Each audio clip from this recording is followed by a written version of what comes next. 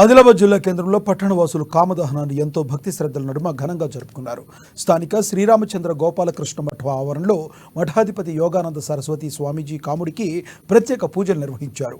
ఈ వేడుకలకు ముఖ్య అతిథులుగా ఐటీడీఏ పీఓ ఖుష్బూ గుప్తాతో పాటు జిల్లా అటవీశాఖ అధికారి బాజీరావు ప్రశాంత్ పాటిల్ హాజరయ్యారు.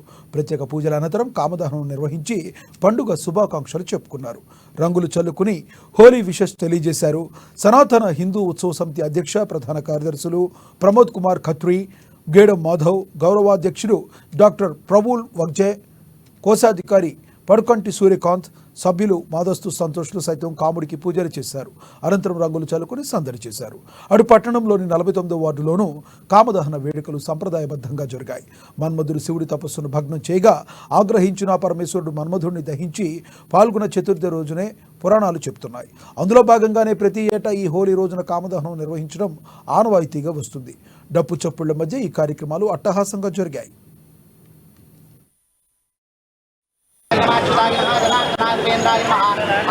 శ్రీ కృష్ణ